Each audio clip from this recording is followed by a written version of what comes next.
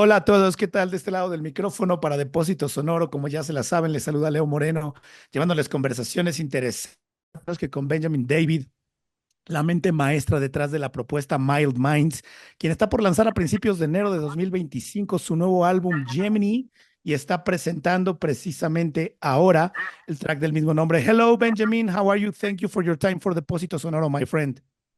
Hi, how are you? I'm very good, thanks. Are you in Australia right now? No, I'm actually in Los Angeles.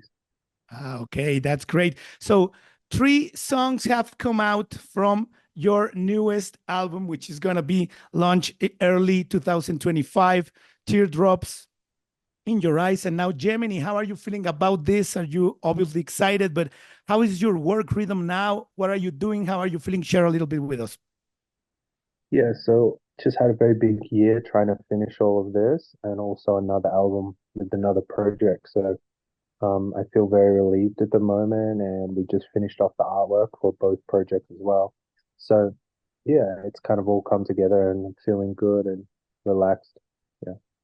Yeah, I can imagine, man. Maybe a lot of work, a little bit tired, but doing it for the passion of the art.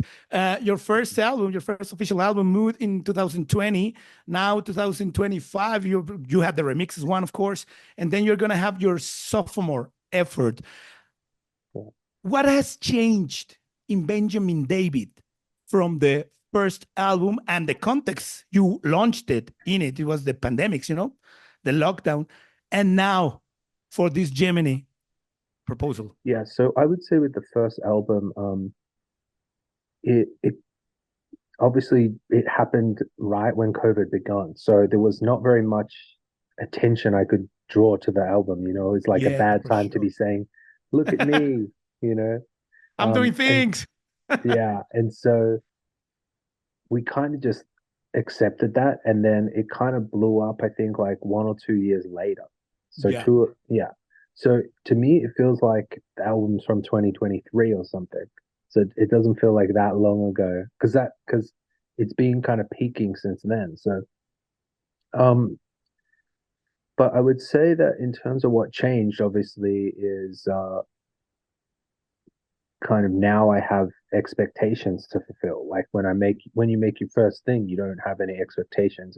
It's kind of beautiful. Yeah. So I tried to carry that this time, and I just kind of made it from the place of like the same way. Like, what am I listening to now? What do I like? And even though it's like bit of a different sound, yeah, I followed that same mantra. That's really good for artists to do, you know, so you don't get caught up in too much opinions and expectations. Which this is something that affects all of us as humans, the Yeah, expectations of things, Benjamin, for sure. We in the crew think about this idea of, healthy expectations regarding everything, because if you have healthy expectations, you cannot get frustrated, maybe in a way. I wanted to ask you because, listening to the music, of course, and checking the work, the name of the proposal, Mild Minds, Mentes Suaves, in Spanish would be that. But listening to Gemini and the other two tracks, my friend, and checking also your narrative, this dystopian humanity, the echoes of what once was, it doesn't sound so mild for a mind, you know what I mean? So yeah. why the I mean, name? it's And now you are a little bit more dense in a way, more profound, maybe? yeah. I mean, it's just a name. It really has very little to do with the music. I before I started the project, I came up with lots of names, and this was just the one I that kept sticking with me. I think I choose names more for how they look visually. Okay. You know, like the two words with the two M's, similar size words. I think it's more like that. Yeah. Yeah, like more like an aesthetic issue than rather Yeah, yeah. the profound meaning of it.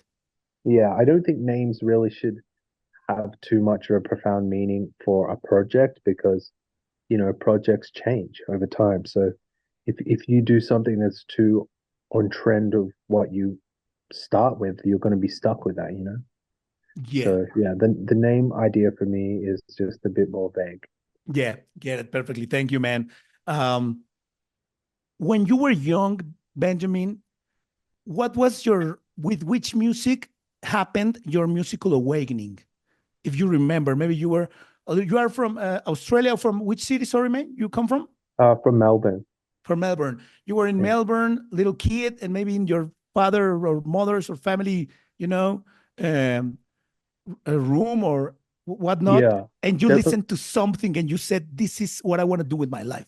I don't know if I decided that early at all, Yeah. but I did hear music that stood out. So me and my brother, we used to just play records and tapes from my parents' collection.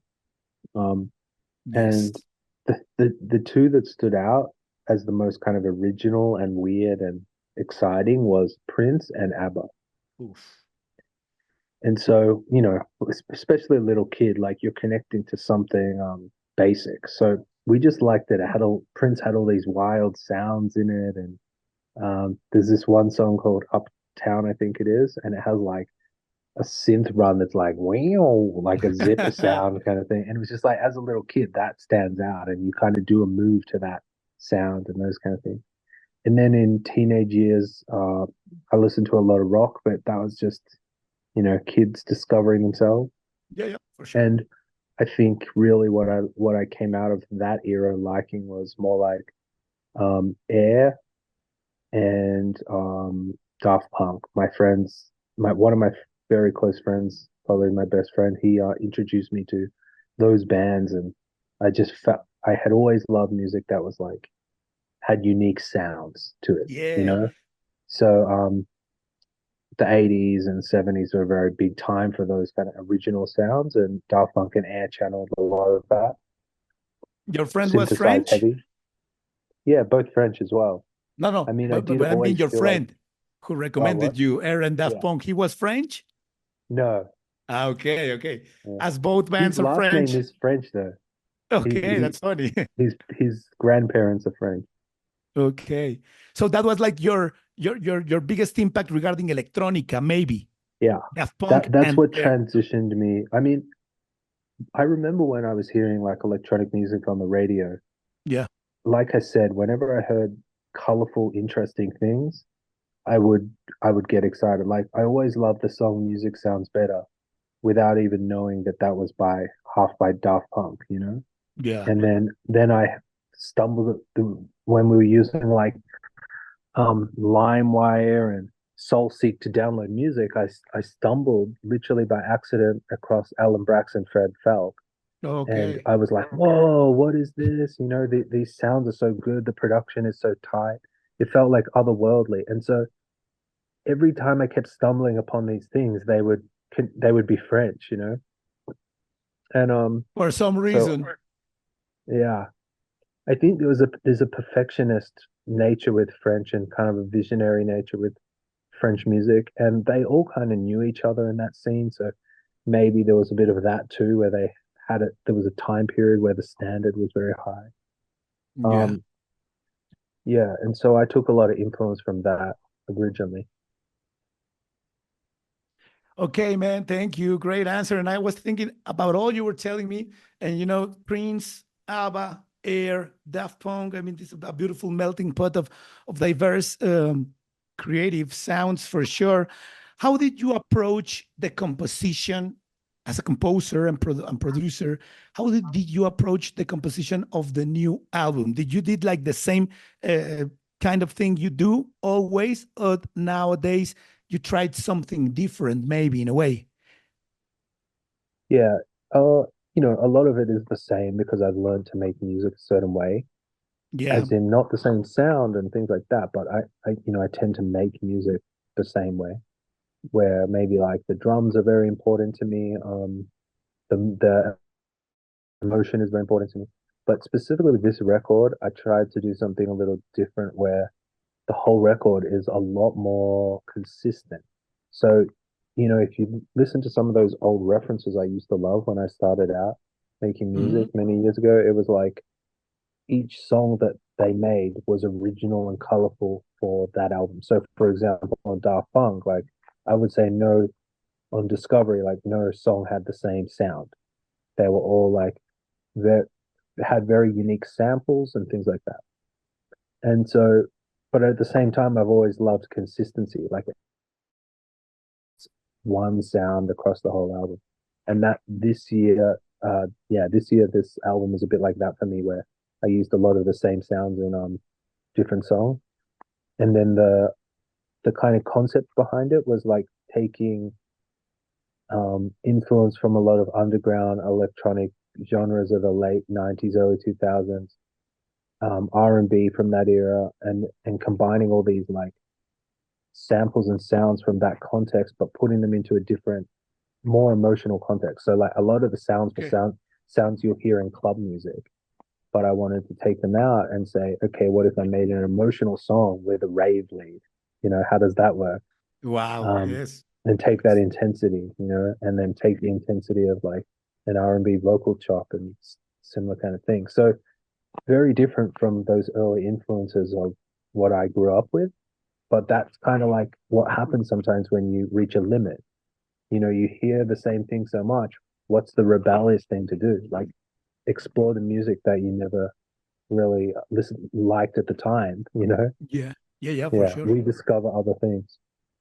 Great. I couldn't help listening to Gemini, the new single, uh, to remember. It came to mind a little bit, because of the voice samples, maybe in a way, a little bit the work from Ross from Friends or from Caribou. What are your take on that? Because there's this like style that uses these high pitched voice samples also, which is lovely for sure, and it's like a mark for some years for some producers. Do Yeah, you yeah. listen to them, to that kind of music? I think like they would be definitely in the wheelhouse of influence on this new record, and Yeah, yeah. they probably were on my first record too. So it's yeah, it's interesting about the vocal sample thing, the high pitch vocal sample, because I remember when I when like they people started using that kind of stuff again. It was like Yeah, 2012. yeah, yeah, Like yeah. that's a long time, Yeah, like 10 years. Yeah, And yeah, for sure. yeah, and people had started saying like, "Oh, that's getting old now." Like I think Flume was one of the first people to start using like high pitch vocal samples again, whereas we were coming out of like even like Daft Punk, right, from the era before, and Justice or Hmm. things like that. The vocals were Yeah. never high pitched. They were just like normal pitch samples, like um. So yeah, we were kind of coming back into that '90s thing where people were, yeah, really twisting vocals, and I'm surprised by how long it's lasted. Like um I still like it. Yeah, I still Yeah, find for it sure. a new way to do it. And your single, it sounds completely fresh still, but Yeah, obviously we always have influences and references. I love the artwork for the album, Benjamin. It's great, and it communicates perfectly, obviously, with the narrative you have with the sorry, with the new album. Two questions. First, regarding the high pitched voice, is it your voice? It is your voice? no, Okay, okay. Just wanted to know yeah, because you can yeah, manipulate all that. It's yeah. some collab you have. It's a sample. Yeah. It's a sample. Okay, great. And also wanted to ask you, the lyrics are very, very dense in this emotive or evocative way. And you say that it's very hard for someone to make you feel. You're like looking for someone to make you feel. Like the song says, "Can nobody make me feel? You're the only one I need." So Yeah, in a yeah, way, it's like club dance, but romantic lyricism there, right? yeah. I think that's the R&B influence. Yeah. That's yeah, like, and I mean some of the people you referenced, and also if you think like if you know Jacques Green, Hmm. um, who else? Yeah, I mean anyone from this world. It's like a lot of the even Bonobo, a lot of the samples have come from either soul music or R&B. So they have that romantic element or bittersweet love story. Yeah, for So sure. yeah, for me, I don't really even notice the lyrics in those too much. I just kind of like sometimes it's more about the music, and then in Teardrops, I think the sample actually kind of ties in. So Yeah. yeah, one thing I try to do in my music, which I don't notice too much, is like in others, is I'll sing a verse and I'll try to tie the verse into the sample in the chorus. Okay. So that they become, it's not just a random sample. It Yeah, yeah, actually, yeah. yeah. A unit, a And sound unit, yeah. yeah, so I did that in Teardrops a bit, and I've done it in songs like Views, like older songs. Um, yeah, so I like that interplay of being able to do, I guess it's something a step above just using a sample, you're Yeah. really like making it a song. That's great, Benjamin. Regarding the artwork now, I loved it. It is really, really cool because it communicates perfectly your narrative, of course, but also the times we are living now, you know? So did you thought about that creative way, or you presented the music to maybe some artists or creative and they came with the idea? How did that happen? Yeah, so the actual final concept and everything like that, I would say was really from the artist, but the messaging and the story and the narrative and how it connects with that era of music, that had come from me. And I was trying, yeah, I wanted to tie it in a little bit with like some Y2K kind of references to, Yeah, yeah, to feel that. So for example, the colors of like pink and blue reminded me of that era. So if you remember back then, there was a lot of like transparent um, electronic devices, like yeah, where for we could sure, see through the Game Boy, see through the for CD, all sure. that Yeah, stuff. yeah, yeah. And yeah, a lot of use of those two colors. So, when I'm thinking that era, I imagine transparent plastic, metallic kind of chrome, and then those two colors. So that was my way of trying to make reference to that era. Oh, that's And great.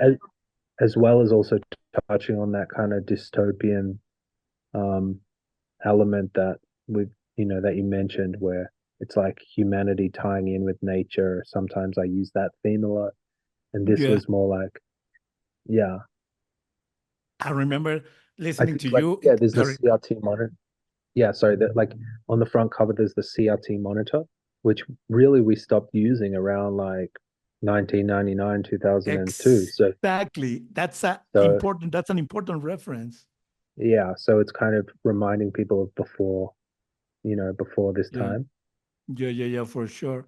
And maybe a message that in a way for me as an spectator that um it doesn't matter how fast or how high or how whatever technology gets, we're still humans and we're going to be feeling the same things in a way. So I also remember that in that era you're talking about, this pink and blue, I remember that there was a lot of art coming out with pastel colors from blue and pink and yellow and green pastel colors. You know what I mean? The pastel, Yeah, like it's yeah, like, yeah. so it completely takes me to some moment, but it is so, for me, the listening and the checking of your art, it's not like like easy going to some point. It's like a lot of things, but really, really well packed in a proposal, in a sound proposal. My Yeah, friend, and it's a lot of things yeah, that are different, like yeah, they're not normally brought together. I feel like yeah, I try to combine these, yeah, odd different sounds from different genres essentially. yeah. In this day and age, Benjamin, in which the deep listening has suffered a lot because of the hyper digitalism, skip, skip, skip. I can have anything I want now, here, right now.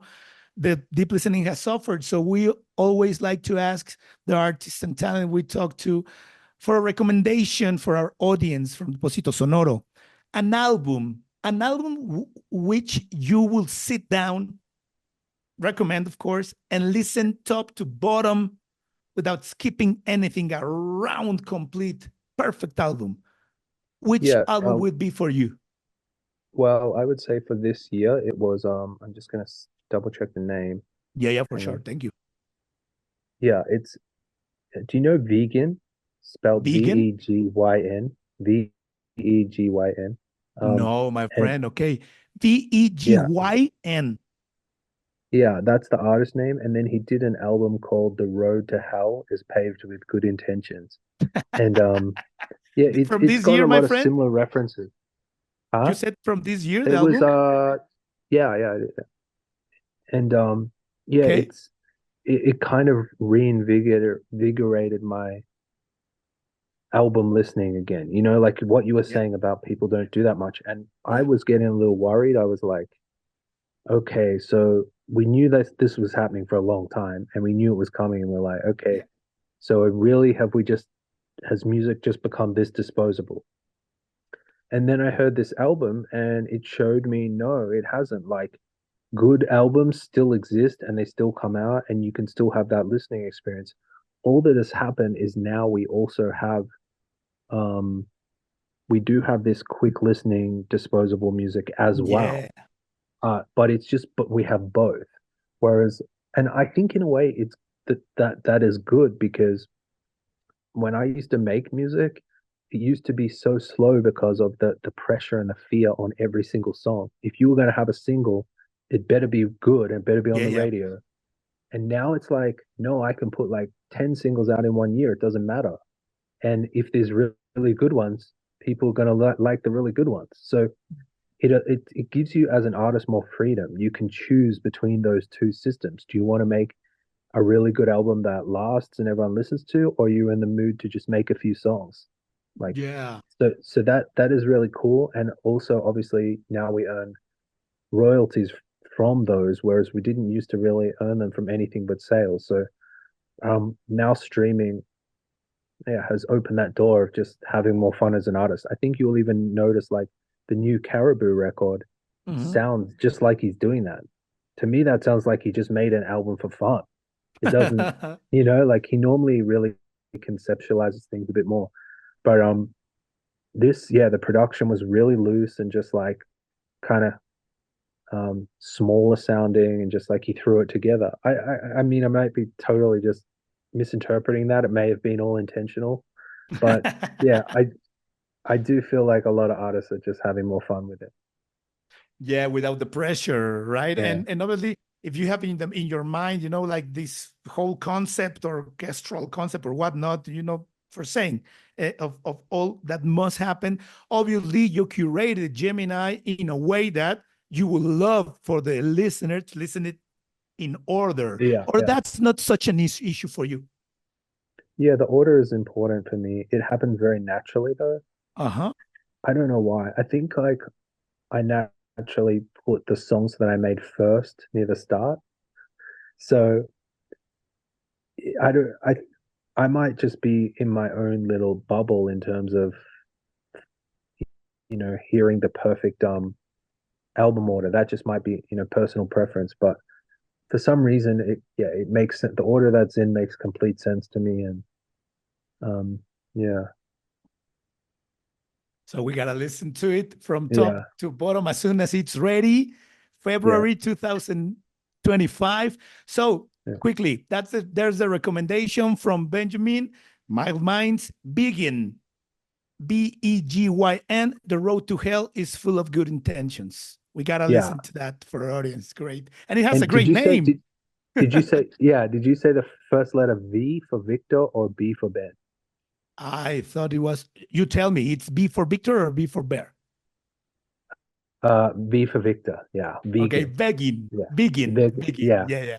Yeah, we're gonna check that out, and also we will recommend it in our social media for our audience. Thank you very much, my friend. So Thank you you. are launching the second album. Congratulations, February 2025. Then you are going out on tour. Any plans of coming to Mexico? Maybe. Yeah, eventually. I'm just trying to figure out exactly how the touring stuff will happen because I'm really trying to make some more music again, Yep. um, pretty soon. So I don't want to end up in a position where like I'm just touring half the year and you know. So yeah, I'm figuring it out, but definitely I'll come to Mexico. I played Corona Capital last year and it was Yeah. really big crowd, like 5,000 I would say, which is pretty cool. Yeah, that's amazing. So you wanna come back for sure. Yeah.